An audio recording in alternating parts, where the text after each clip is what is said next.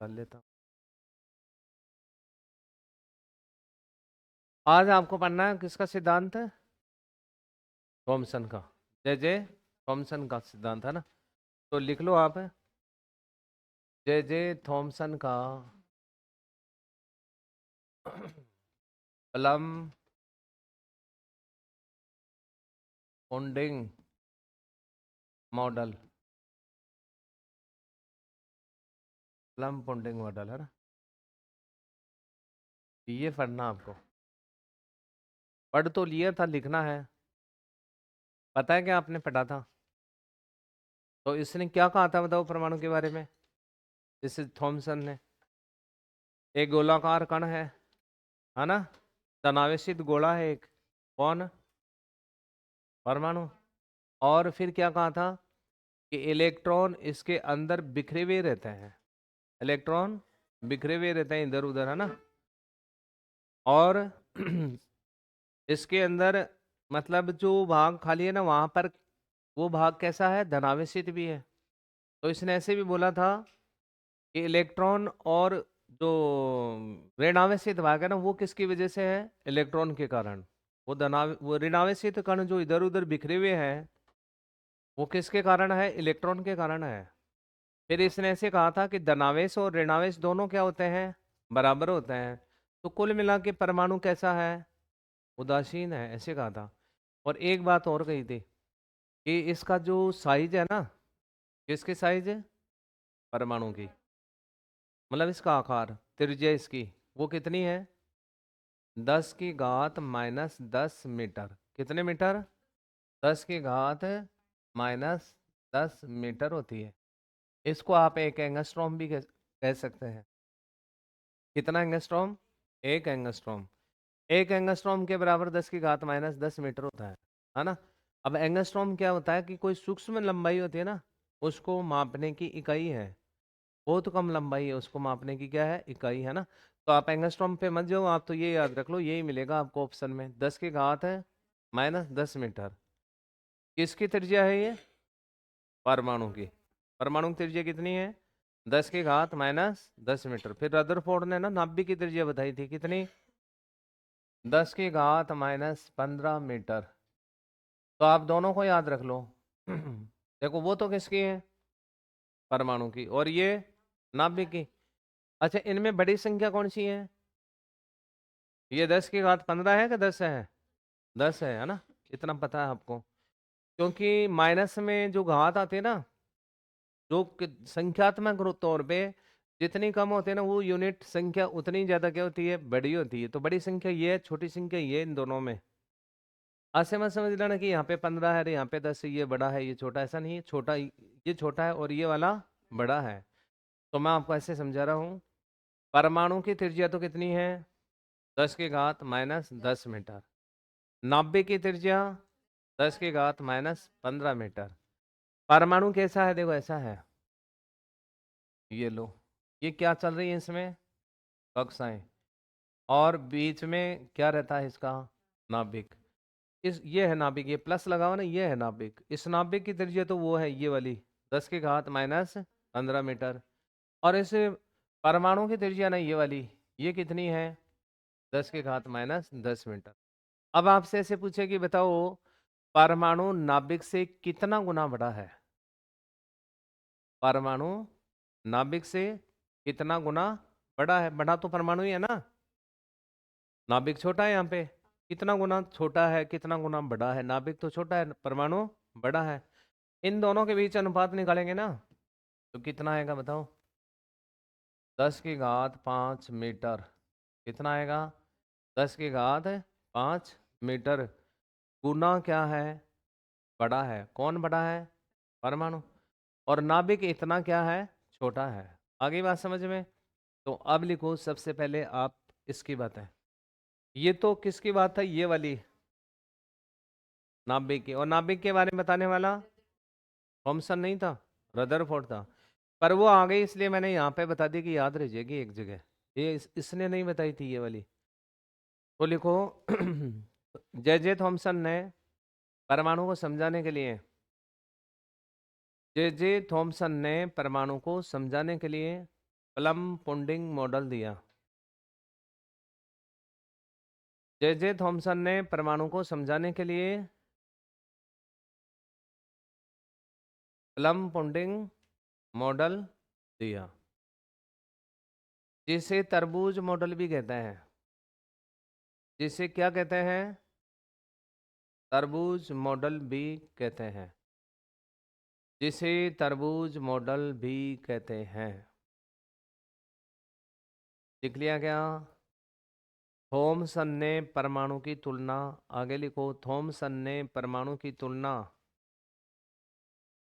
Thompson ने परमाणु की तुलना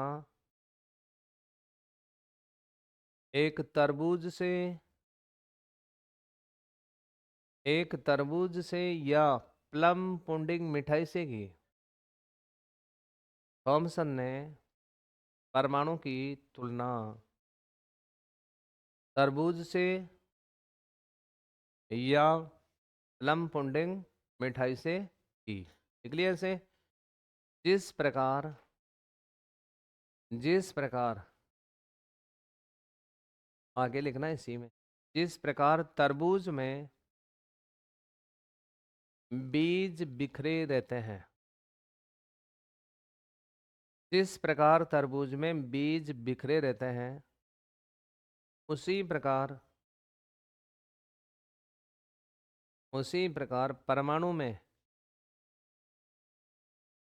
उसी प्रकार परमाणु में ऋण आवेशित कण,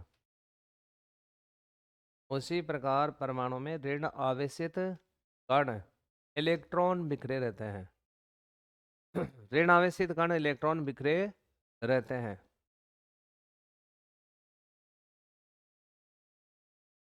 शेष भाग,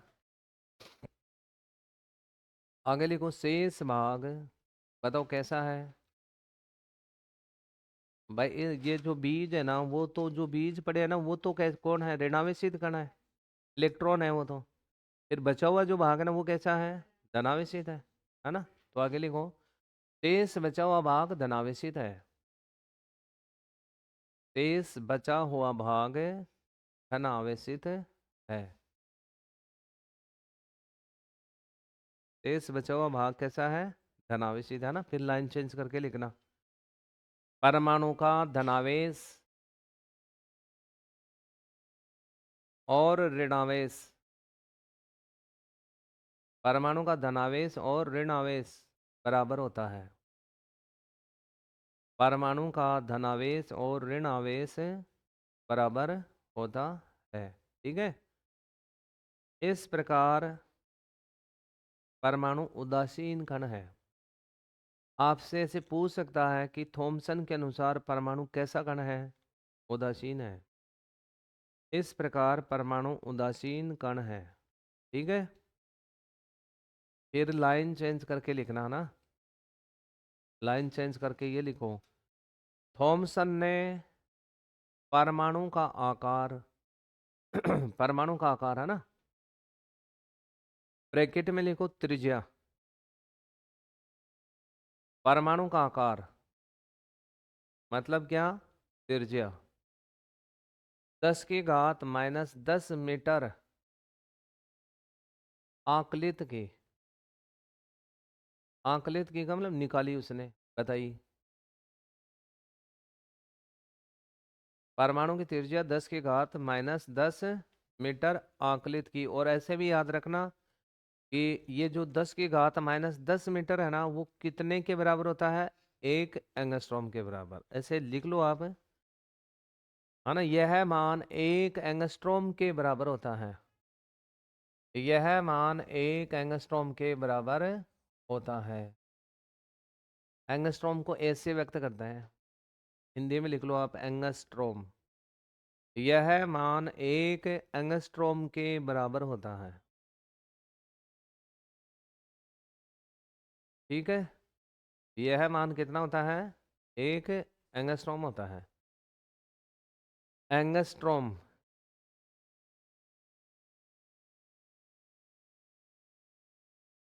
ऐसे लिखना है, एंगस्ट्रॉम। ठीक है? ऐसे व्यक्त करते हैं इसको। अब इसके मॉडल की कमियां क्या थी? थॉमसन के मॉडल की कमियां क्या थी? बताओ क्या कमी थी? ये ऐसे कह रहा है कि देखो ऐसे परमाणु हैं, इसमें ऐसे ऐसे क्या पड़े हैं बताओ, इलेक्ट्रॉन, और शेष भाग धनावेशित है। इतनी बात कही थी। तो आपको क्या कमी नजर आ रही है? वैसे परमाणु तो ऐसा है, बाद में आगे जाके जो प्रयोग है ना, उनके आधार पे परमाणु की जो स्ट्रक्चर है ना वो तो ऐसी थी। मतलब इसके मॉडल की विशेष कमी क्या थी कि इसने इलेक्ट्रॉन के वितरण को ठीक ढंग से नहीं समझाया था। कि इसने तो इलेक्ट्रॉन का वितरण कैसे बताया था बताओ, कि इलेक्ट्रॉन बिखरे पड़े हैं, इलेक्ट्रॉन बीच बीच में बिखरे पड़े हैं, जबकि इलेक्ट्रॉन बिखरे हुए नहीं है। फिर आगे जाके रदरफोर्ड ने जब प्रयोग किया, बोर ने जो प्रयोग किया था, उसके आधार पे तो इलेक्ट्रॉन कैसे हैं बताओ, कक्षाओं में चक्कर काट रहे हैं।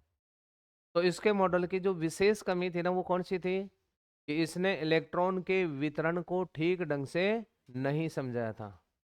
इसके अनुसार तो इलेक्ट्रॉन कहाँ पड़े हैं बताओ, ऐसे बिखरे पड़े हैं बीच बीच में, जबकि बिखरे हुए नहीं रहते हैं। ऑथेंटिक तौर पे इलेक्ट्रॉन बिखरे हुए नहीं रहते हैं। इलेक्ट्रॉन तो किस में चक्कर काटते हैं, कक्षाओं में चक्कर लगाते हैं। तो इन कक्षाओं का जिक्र नहीं किया इसने। इसने ऐसे नहीं बताया कि इलेक्ट्रॉन कक्षाओं में रहते हैं, इसने क्या कहा कि ऐसे ही बिखरे हुए रहते हैं, मथुरे में बीज पड़े ना ऐसे पड़े हैं। तो ऐसे इसके मॉडल की क्या थी, कमी थी, है ना। तो नीचे लिखो थॉमसन के मॉडल की कमियां,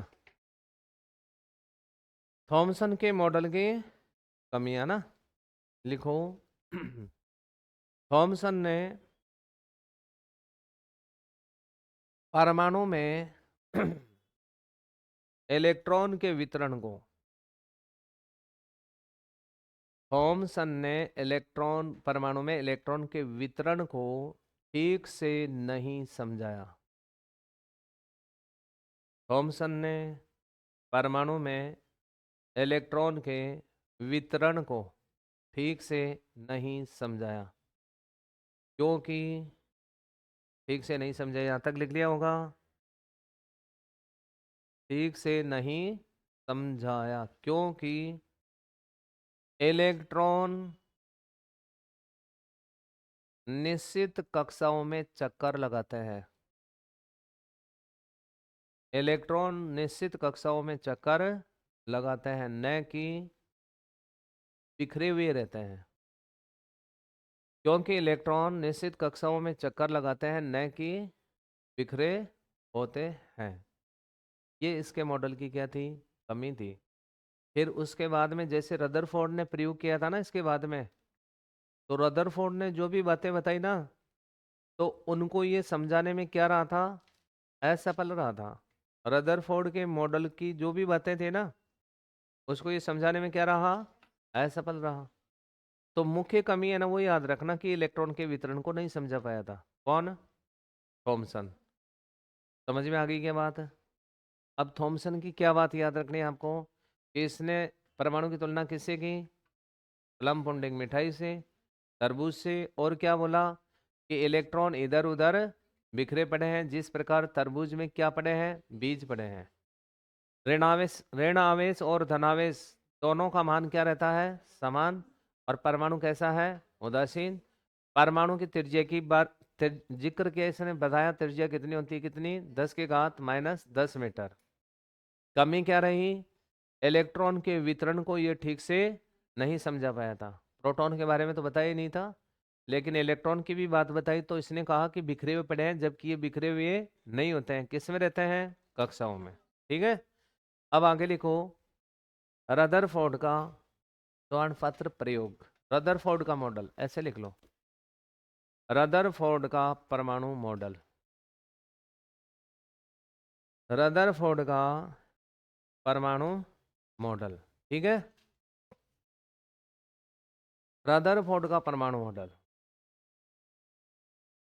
तो रदरफोर्ड ने परमाणु के मॉडल को समझाने के लिए किस पर प्रयोग किया था, सोने की पन्निका पर, है ना।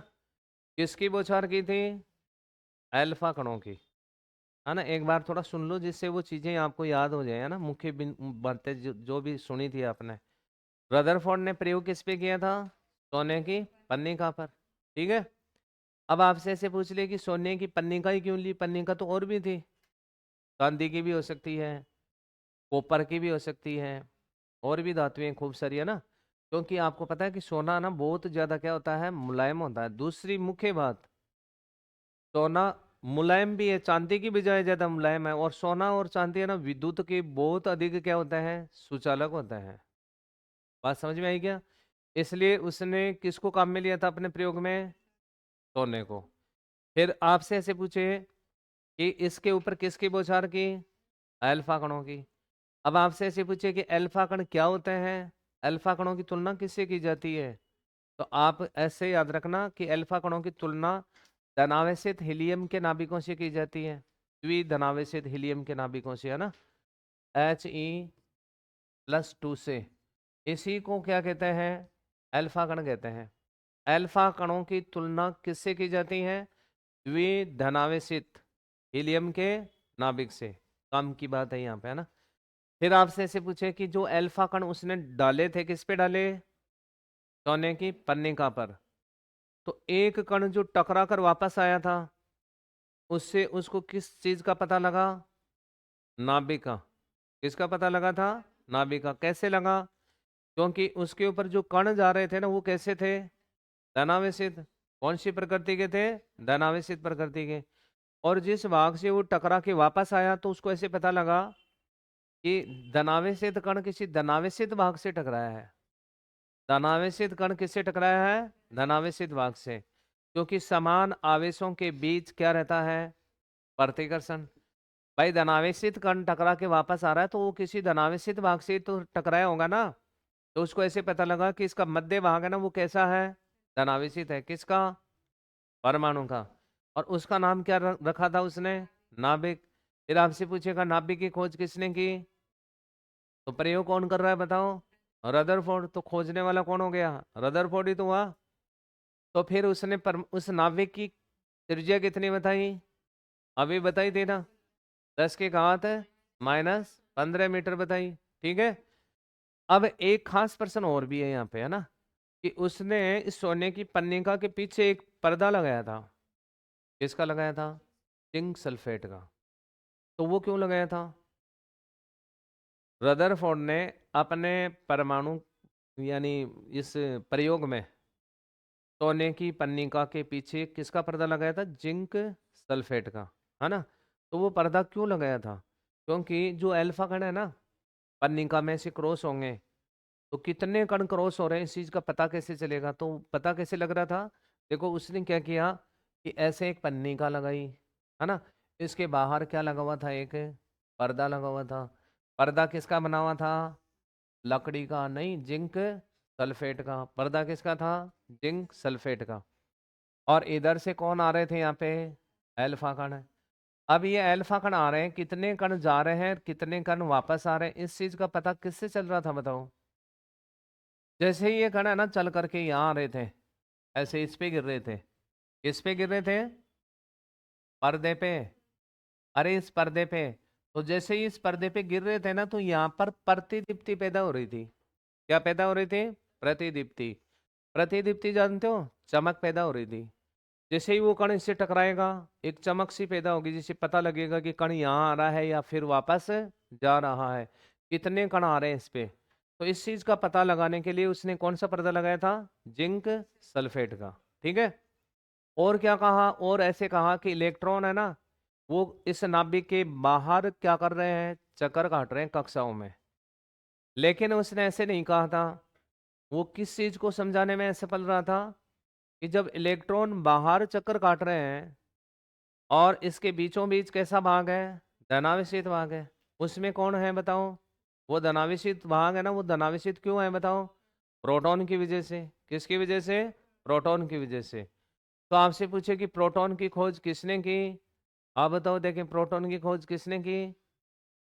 अभी नींद आ रही थी उस समय हुई थी खोज, है ना, तो आप नींद मत लो। प्रोटॉन की खोज किसने की थी? प्रयोग किसने किया बताओ? रदरफोर्ड ने। आपको एक दिन समझा था ना कि प्रोटॉन की खोज किसने की थी? गोल्डस्टीन ने। फिर इसने तो खोजा था किसको? प्रोटॉन को। पर उस प्रोटॉन का नाम प्रोटॉन किसने दिया था? रदरफोर्ड ने। किसने? रदरफोर्ड ने, है ना। समझ में आ रही है क्या? मेरी बातें समझ में आ रही है आपको? चलो बताओ फिर, प्रोटॉन की खोज किसने की? गोल्डस्टीन ने। नाम किसने दिया? तो परमाणु का जो मध्य भाग है ना, नाभिक, वहां कौन रहता है? प्रोटॉन। कौन रहते हैं?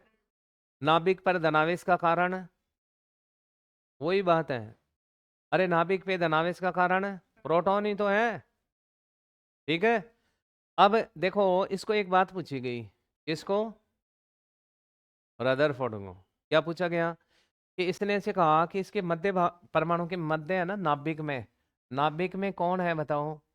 प्रोटॉन है। और बाहर कौन चक्कर काट रहे हैं? इलेक्ट्रॉन। इसके इलेक्ट्रॉन चक्कर काट रहे हैं। ठीक है। और ये बात भी इसने कही कि प्रोटॉन और इलेक्ट्रॉन दोनों की संख्या क्या है? समान है। तो फिर तो ये भी हो गया कि धनावेश और ऋण आवेश दोनों क्या हो गए? समान हो गए। पर एक बात पूछी गई कि धनावेश तो हमेशा किसको खींचता है? ऋण आवेश को खींचता है ना। धनावेश किसको खींचेगा? ऋण आवेश को। तो ये इलेक्ट्रॉन तो ऐसे चक्कर काटता काटता, ये इलेक्ट्रॉन ऐसे चक्कर काटता काटता जैसे ही नाभिक के नजदीक आएगा, तो अंत में इसको कौन खींच लेगा? नाभिक खींच लेगा। और इलेक्ट्रॉन तो एक दिन आकर के किस में गिर जाएगा? नाभिक में। फिर बाहर चक्कर कौन काटेगा? है ना। तो इसको ऐसे पूछा गया कि भाई नाभिक में क्यों नहीं गिरता है? कौन? इलेक्ट्रॉन। अब इसका तो कारण भी है सीधा सीधा कि भाई नाभिक में इसलिए गिर सकता है क्योंकि प्रोटॉन पे तो धनावेश है, नाभिक पे तो धनावेश है, और इलेक्ट्रॉन पे कैसा आवेश है? ऋण आवेश। तो स्वतः ही ये तो स्वाभाविक बात है कि इलेक्ट्रॉन को कौन खींचेगा? प्रोटॉन खींचेगा ना, नाभिक खींचेगा। तो नाभिक जब इसको खींचेगा, ये गति करते हुआ नाभिक के नजदीक आएगा, तो अंत में तो किस में गिर जाएगा? नाभिक में। तो इस चीज को समझाने में असफल रहा था कौन? रदरफोर्ड। तो इस बात को फिर समझाने के लिए बाद में कौन आया था? निल्स बोर आया था। उस निल्स बोर ने ये बात समझाई थी, कौन सी? कि ये इलेक्ट्रॉन नाभिक में क्यों नहीं गिरता है? गिरता है, गिरता नहीं है ये कहाँ स्थिर रहता है? कक्षा में स्थिर रहता है। जैसे आपने ज्योग्राफी में पढ़ा होगा कि सूर्य के चारों ओर कौन चक्कर काटते हैं? बताओ, आपका सब्जेक्ट है ये तो। ग्रह। ग्रह काटते हैं ना। सूर्य के चारों ओर कौन चक्कर काटेंगे? ग्रह चक्कर काटेंगे। पर वो अपनी कक्षा में ही घूमते रहते हैं। पृथ्वी अपनी कक्षा में रहेगी, कक्षा से बाहर नहीं जाएगी। मंगल ग्रह अपनी कक्षा में रहेगा, बुध अपनी कक्षा में रहेगा। ऐसी बात है ना। तो फिर वो सूर्य के पास क्यों नहीं जाते? अपनी कक्षा से बाहर भी नहीं जाते, अंदर भी नहीं आते, है ना। उनको बैलेंस कौन करता है? तो यहाँ पर दो बल काम करते हैं, एक तो प्रतिकर्षण बल और एक आकर्षण बल। तो उसके कारण है ना, ये इलेक्ट्रॉन क्या रहता है? स्थिर रहता है। कहाँ पर? कक्षा में। कैसे? देखो समझाऊं। जैसे यहाँ पर एक इलेक्ट्रॉन चक्कर काट रहा है, ये यहाँ है एक इलेक्ट्रॉन, यहाँ है एक इलेक्ट्रॉन, यहाँ है ना। अब इस इलेक्ट्रॉन को, इस इलेक्ट्रॉन को, इस इलेक्ट्रॉन को कौन खींच रहा है? नाभिक। नाभिक खींच रहा है। ठीक है। इधर भी तो इलेक्ट्रॉन है, इधर भी है ना। ये इलेक्ट्रॉन जैसे इधर आने की कोशिश करेगा, इसको कौन बुला रहा है? इस इलेक्ट्रॉन को नाभिक बुला रहा है, खींच रहा है आकर्षण बल के द्वारा, क्योंकि इस पर तो ऋणावेश है, इस पर धनावेश है। तो इस इलेक्ट्रॉन को कौन खींच रहा है? नाभिक खींच रहा है। लेकिन ये जैसे ही इलेक्ट्रॉन इधर आने की कोशिश करेगा ना, तो ये इधर वाला है ना, ये इलेक्ट्रॉन, ये दूसरा, ये इसके ऊपर कौन सा बल लगा रहा है? प्रतिकर्षण बल। कौन सा बल है? प्रतिकर्षण। कैसे लगा रहा है बताओ? भाई इस पे भी ऋणावेश है और इस पर भी ऋणावेश है ना। तो जैसे ही ऋणावेश और ऋणावेश है, दोनों पर समान आवेश है, तो ये तो एक दूसरे को क्या करेंगे? प्रतिकर्षित करेंगे। तो जैसे ही ये अपनी कक्षा को छोड़कर इधर आने की कोशिश करेगा, तो ये इसको क्या करेगा? उतनी ताकत से दूर भगाने की कोशिश करेगा। तो ये जितनी ताकत खींचने में लगा रहा है, उतनी ताकत ये इलेक्ट्रॉन है ना, इसको दूर भगाने में लगा रहा है। तो ये न तो अंदर आएगा और न बाहर जाएगा, बेचारा क्या करता रहेगा? घूमता रहेगा। कहाँ घूमता रहेगा? कक्षा में। पर ये बात है ना, किसने नहीं बताई थी? रदरफोर्ड ने। फिर इस बात को किसने समझाया था? निल्स बोर ने। तो इसके मॉडल की ये कमी थी। किसके मॉडल की? रदरफोर्ड के मॉडल की। ठीक है। और बाकी बातें इसकी बहुत ठीक थी, कुछ कमियां थी, उनको बाद में जाकर के किसने ठीक किया? निल्स बोर ने। तो अब लिखना है आपको रदरफोर्ड का मॉडल, है ना, परमाणु मॉडल। तो लिखो, रदरफोर्ड ने परमाणु को समझाने के लिए, रदरफोर्ड ने परमाणु को समझाने के लिए स्वर्ण पत्र प्रयोग किया। रदरफोर्ड ने परमाणु को समझाने के लिए स्वर्ण पत्र प्रयोग किया। कौन सा प्रयोग किया था? स्वर्ण पत्र प्रयोग किया। लिख लिया? फिर आगे लिखना लाइन चेंज करके, है ना। इसने अपने प्रयोग में, इसने अपने प्रयोग में एक सोने की पन्निका पर, एक सोने की पन्निका पर अल्फा कणों की बौछार की। इसने सोने की पन्निका पर अल्फा कणों की बौछार की। जहां बात समझ में नहीं आ रही है मुझे पूछ लेना। इसी की थी, गलत की थी? ऐसा ही किया था, अलग काम किया था? बताओ। ऐसा ही तो किया था। किसकी बौछार की थी? अल्फा कणों की। फिर आगे लिखो, अल्फा कणों की बौछार की, है ना। और सोने की पन्निका के पीछे, सोने की पन्निका के पीछे जिंक सल्फेट का पर्दा लगाया। सोने की पन्निका के पीछे जिंक सल्फेट का पर्दा लगाया। जिंक सल्फेट का ZnS, उसका सूत्र होता है ZnS, zinc sulphate. Zinc sulphate का क्या लगाया था? पर्दा। ठीक है, फिर लाइन चेंज करके लिखो, अधिकांश अल्फा कणों में से, अधिकांश अल्फा कणों में से, अधिकांश अल्फा कणों में से कुछ कण, कुछ कण, कुछ कण थोड़े विचलित होकर निकले। अधिकांश अल्फा कणों में से कुछ कण थोड़े विचलित होकर गुजरे।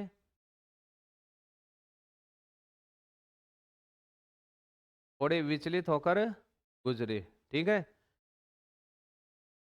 लिख लिया यहां तक? लेकिन एक कण,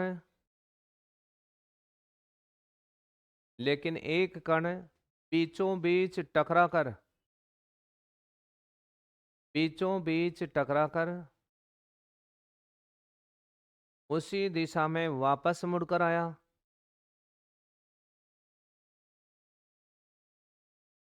उसी दिशा में मुड़कर वापस लौटकर आया। कुछ कण, कुछ कण बिना विचलित हुए, बिना विचलित हुए, बिना विचलित हुए सीधे निकल गए। कुछ कण बिना विचलित हुए सीधे निकल गए, सीधे निकल गए। ऐसे लिख लिया। इस प्रयोग से रदरफोर्ड ने निम्न निष्कर्ष निकाले। इस प्रयोग से रदरफोर्ड ने निम्न निष्कर्ष निकाले। इस प्रयोग से रदरफोर्ड ने निम्न निष्कर्ष निकाले। ठीक है, तो 1 नंबर लगा के लिखो, 1 नंबर लगा के, है ना। जो निष्कर्ष निकले वो कौन कौन से निकले, है ना। पहला निष्कर्ष कौन सा था? जो कण, देखो, जो कण पन्निका के बीचों बीच टकराया था, जो कण पन्निका के बीचों बीच टकराया था, जो कण पन्निका के बीचों बीच टकराया था और उसी दिशा में वापस लौटा था,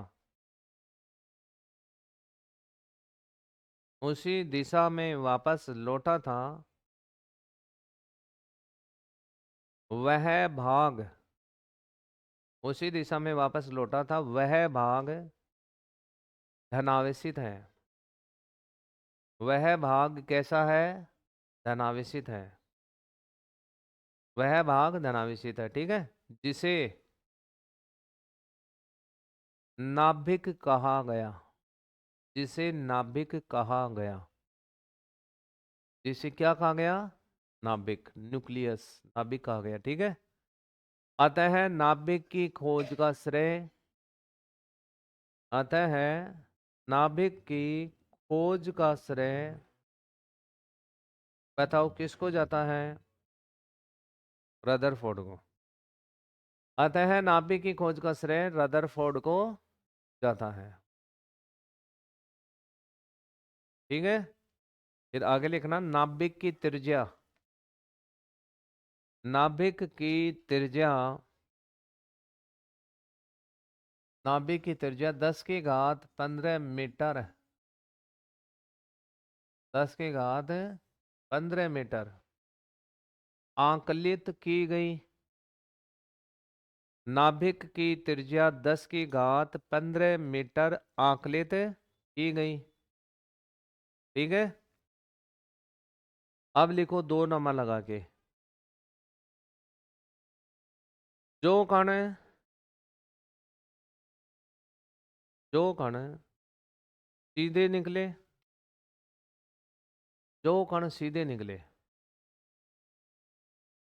जो कण सीधे निकले, वह भाग, वह भाग कैसा था बताओ? जहां से जो कण गिरे थे वो सीधे निकल गए थे, है ना, बिना मुड़े, या मुड़ करके भी निकल गए मान लो, तो वो भाग कैसा था बताओ?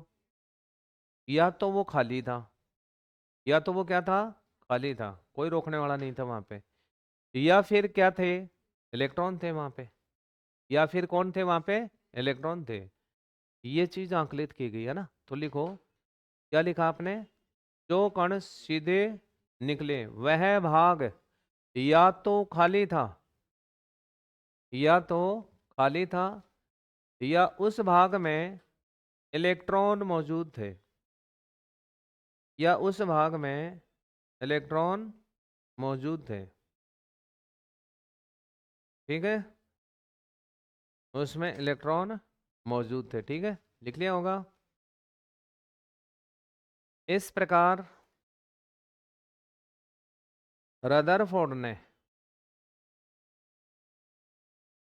इस प्रकार रदरफोर्ड ने, इसी में लिख लो लाइन चेंज करके, इस प्रकार रदरफोर्ड ने परमाणु को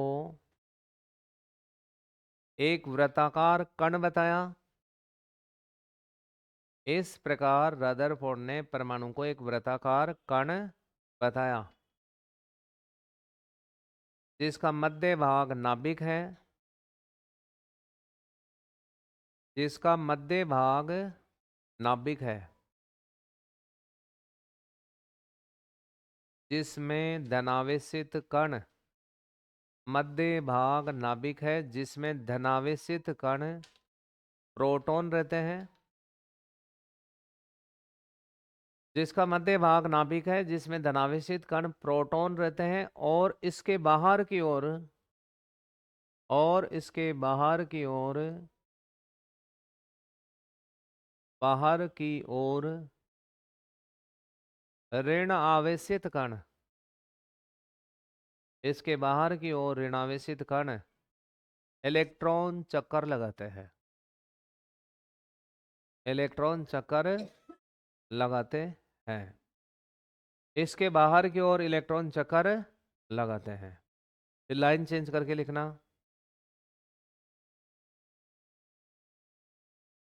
आगे ऐसे लिखो, अल्फा कणों की तुलना, अल्फा कणों की तुलना बताओ किससे की जाती है?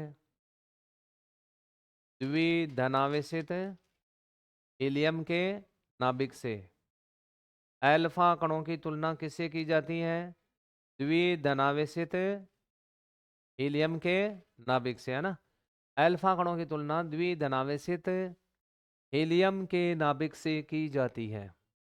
ऐसे लिख लो, अल्फा कणों की तुलना द्विधनावेशित हीलियम के नाभिकों से की जाती है। ठीक है, फिर एक लाइन और लिख लो, इसने अपने प्रयोग में, इसने अपने प्रयोग में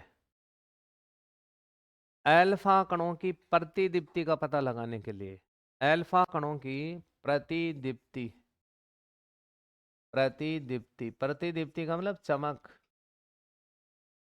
अल्फा कणों की प्रतिदीप्ति का पता लगाने के लिए जिंक सल्फेट के पर्दे का प्रयोग किया। इसने अपने प्रयोग में अल्फा कणों की प्रतिदीप्ति का पता लगाने के लिए जिंक सल्फेट के पर्दे का प्रयोग किया। लिख लिया होगा।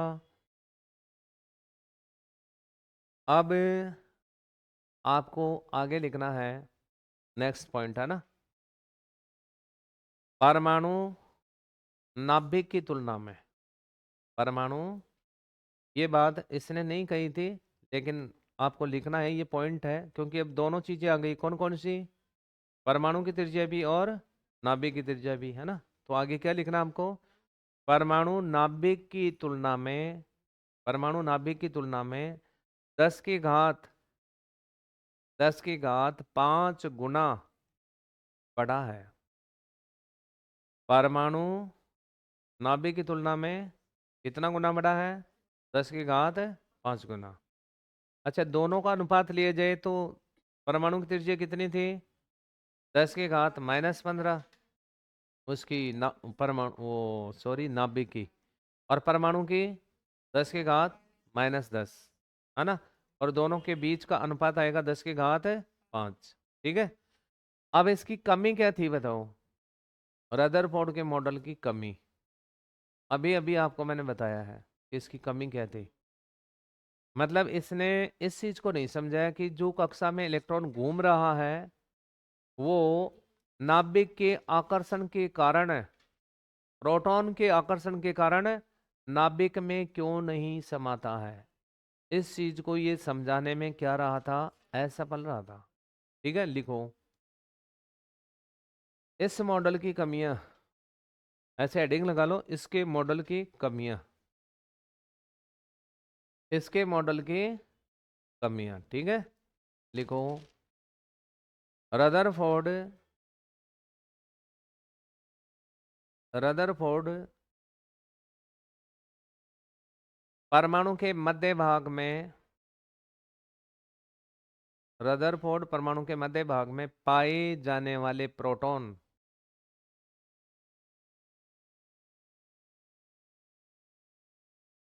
और कक्षा में घूम रहे इलेक्ट्रॉन, और कक्षा में घूम रहे इलेक्ट्रॉन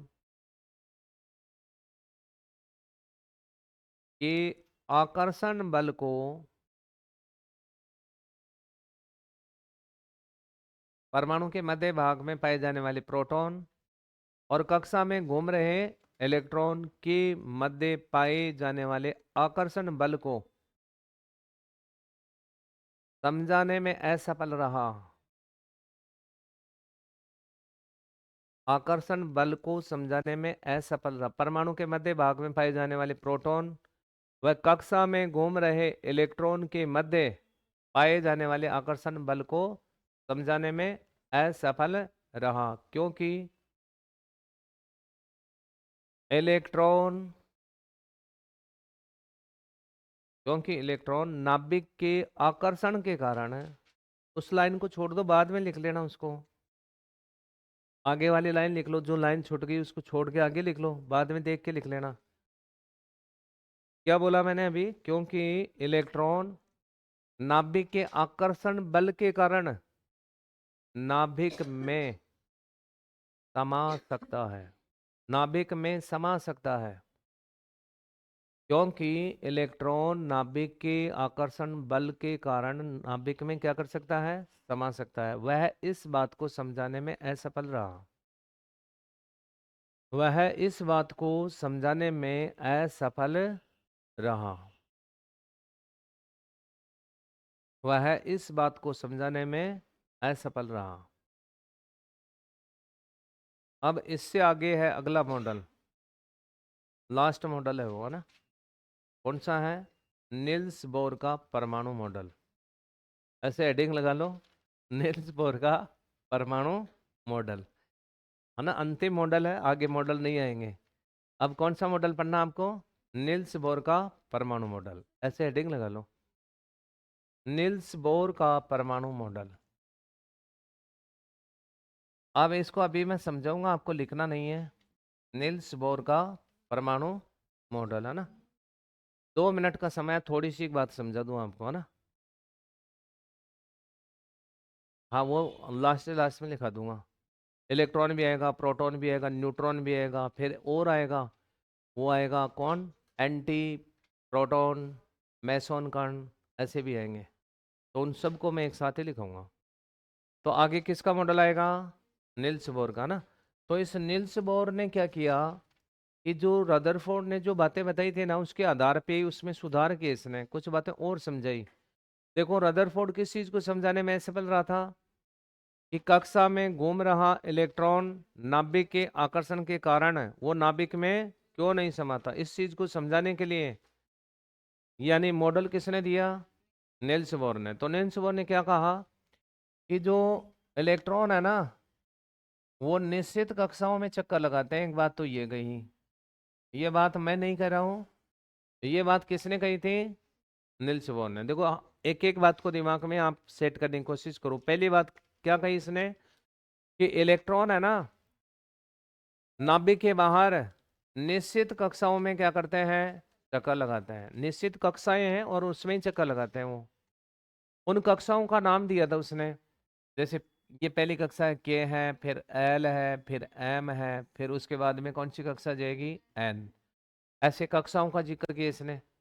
इसने ऐसे कहा कि इलेक्ट्रॉन है ना, वो कक्षाओं के अंदर क्या करता है? चक्कर लगाता है। निश्चित है वो कक्षाएं भी, और उनके अंदर वो चक्कर लगाता है। दूसरी बात क्या कही कि इन कक्षाओं के अंदर जो इलेक्ट्रॉन चक्कर लगा रहे हैं ना, उनकी संख्या भी क्या है? निश्चित है। मैं क्या बोल रहा हूँ, समझ में आ रहा है? जैसे ये कक्षा है, इस कक्षा में कितने इलेक्ट्रॉन घूम रहे हैं, ये चीज भी फिक्स है। कितने इलेक्ट्रॉन घूम रहे हैं, ये बात भी उसने बताई। क्या बताया कि किसी कक्षा में है ना, 2n² के गुणज में इलेक्ट्रॉन रहते हैं। ये सूत्र दिया इलेक्ट्रॉन बनने का, इलेक्ट्रॉन के वितरण का एक फार्मूला दिया था उसने। कौन सा फार्मूला दिया? 2n²। मतलब सीधे शब्दों में आप ऐसे समझ लो कि इस नील्स बोर ने यह भी बताया कि कक्षा में जो इलेक्ट्रॉन रहेंगे वो कितने रहेंगे, उनकी संख्या क्या होगी। वो संख्या ज्ञात करने के लिए उसने कौन सा फॉर्मूला दिया? 2n² का सूत्र दिया था उसने, है ना। अब इस सूत्र से अपन क्या डिसाइड कर सकते हैं? किसी कक्षा में पाए जाने वाले इलेक्ट्रॉन की संख्या का आकलन कर सकते हैं। जैसे आपको ये पता लगाना है कि पहली कक्षा में कितने इलेक्ट्रॉन है ना, तो यहाँ पर जो एन है ना, वो एन क्या है बताओ? कक्षा है। एन क्या है? नंबर ऑफ सेल या नंबर ऑफ ऑर्बिट, मतलब कक्षा की संख्या। अब जैसे पहली कक्षा के इलेक्ट्रॉन निकालने हैं तो एन का मान कितना रख देंगे? एक। एक का स्क्वायर एक ही होगा, एक को 2 से गुणा करेंगे 2 आएगा। तो पहली कक्षा में कितने इलेक्ट्रॉन आएंगे बताओ? 2। अगर आपको पता लगाना कि दूसरी कक्षा में कितने इलेक्ट्रॉन है तो एन का मान कितना रख दो? 2। 2 का स्क्वायर है 4, 4 को 2 से गुणा करेंगे 8। तो दूसरी कक्षा में कितने इलेक्ट्रॉन आएंगे? 8। तीसरी में कितने आएंगे? 18। ऐसे आप किसी भी कक्षा में इलेक्ट्रॉन की संख्या का पता लगा सकते हैं। तो इस चीज का आकलन किया उसने कि कक्षा में कितने इलेक्ट्रॉन रहेंगे, इस चीज का उसने क्या किया? आकलन किया। तीसरी बात और क्या बताई? तीसरी बात ये बताई, देखो कि इस कक्षा के अंदर जो इलेक्ट्रॉन घूम रहा है ना, उसका एक कोणीय संवेग होता है। क्या होता है? कोणीय संवेग। इस कक्षा में जो इलेक्ट्रॉन घूम रहा है उसका कोणीय संवेग क्या होता है? NH/2 पाई mv/r बराबर उसका कोणीय संवेग क्या होगा? NH/2 पाई। ऐसा एक सूत्र दिया था, कोणीय संवेग का पता लगाया था उसने। तो आप सीधा ये याद रख लो कि कक्षा में घूम रहे इलेक्ट्रॉन का कोणीय संवेग भी ज्ञात किया इसने। ठीक है। चौथी बात क्या बताई कि जो बात रदरफोर्ड समझाने में असफल रहा था, वो उस बात को इसने समझाया। कैसे समझाया? कि कक्षा में जो इलेक्ट्रॉन घूम रहा है ना, उसकी जो एनर्जी है, ऊर्जा, वो हमेशा क्या रहती है? निश्चित रहती है। वो ऊर्जा क्या रहती है? निश्चित रहती है। जब इलेक्ट्रॉन एक कक्षा से जब दूसरी कक्षा में आता है ना, एक कक्षा से दूसरी कक्षा में आता है, मान लो कभी जरूरत पड़ जाए आने की, जब वो अपनी कक्षा को छोड़ के दूसरी कक्षा में जाएगा तो वो दो काम कर सकता है। कितने काम? दो। कौन से काम? या तो वो ऊर्जा का उत्सर्जन करेगा या फिर ऊर्जा का अवशोषण करेगा। बात समझ में आ रही है क्या? देखो मैं समझा देता हूं, आप आगे मत जाओ।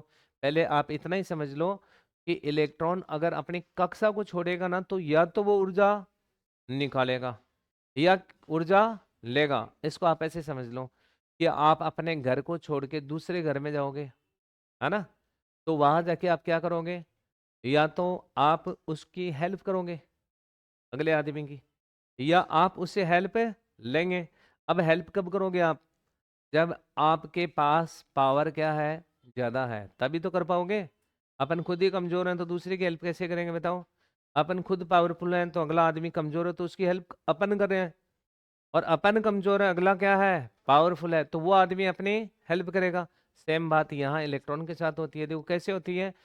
जैसे ये इलेक्ट्रॉन है यहाँ पे और ये चलकर इस कक्षा में आ रहा है, इसकी ऊर्जा उच्च है, हाई एनर्जी है इसके पास, ऊर्जा अधिक है इसके पास। और यहाँ वाली जो कक्षा ना, इसके अंदर इसकी एनर्जी क्या है? कम है। तो अधिक ऊर्जा वाला इलेक्ट्रॉन निम्न ऊर्जा वाले कोष में आएगा ना, इसके पास ऊर्जा ज्यादा है और जहां ये आ रहा है वहां ऊर्जा की क्या है? कमी है। तो अब क्या करेगा बताओ? इसकी ऊर्जा ले लेगा कि इसको ऊर्जा देगा? एनर्जी देगा इसको। लेकिन निम्न ऊर्जा वाला इलेक्ट्रॉन उच्च ऊर्जा वाले कोष में जाएगा। निम्न ऊर्जा वाला इलेक्ट्रॉन किस में जाएगा? उच्च ऊर्जा वाले कोष में जाएगा। तो वहां ये ऊर्जा उत्सर्जित नहीं करेगा, ऊर्जा का क्या करेगा? अवशोषण करेगा। इस चीज को समझाया। और पांचवी बात ये समझाई जो अभी मैंने बताई थी कि इलेक्ट्रॉन जब नाभिक की ओर आता है तो इलेक्ट्रॉन और इलेक्ट्रॉन के कारण एक बल लगता है। कौन सा? प्रतिकर्षण बल। और नाभिक और इलेक्ट्रॉन के द्वारा एक बल लगता है। कौन सा? आकर्षण बल। दोनों आपस में क्या हो जाते हैं? बराबर हो जाते हैं, जिससे इलेक्ट्रॉन कहाँ चक्कर काटता रहता है? कक्षाओं में ही चक्कर काटता है। जैसे ये इलेक्ट्रॉन है ना, और ये भी एक इलेक्ट्रॉन है, कक्षाओं में इलेक्ट्रॉन घूम रहे हैं। ये इलेक्ट्रॉन अगर इसकी तरफ आएगा तो इस इलेक्ट्रॉन और इस इलेक्ट्रॉन के बीच कौन सा बल काम करेगा? प्रतिकर्षण बल, है ना? और उतना ही बल कौन लगाएगा? ये नाभिक लगाएगा। तो दोनों का बल क्या हो जाएगा? मान क्या हो जाएगा? समान हो जाएगा। कौन से बलों का? प्रतिकर्षण बल और आकर्षण बल का। इसलिए ये इलेक्ट्रॉन आना इस कक्षा में ही क्या हो जाएगा? स्थायी हो जाएगा। और नाभिक के चारों ओर क्या लगाएगा? चक्कर लगाएगा, इसलिए नाभिक की ओर नहीं आ पाता। तो जो बात रदरफोर्ड को पूछी गई थी, जिसका जवाब नहीं दिया था, उसका जवाब इसने ऐसे दिया था ना। ये बातें थी इसकी, कुछ कमियां थी, वो आपको मैं कल बताऊंगा, ठीक है?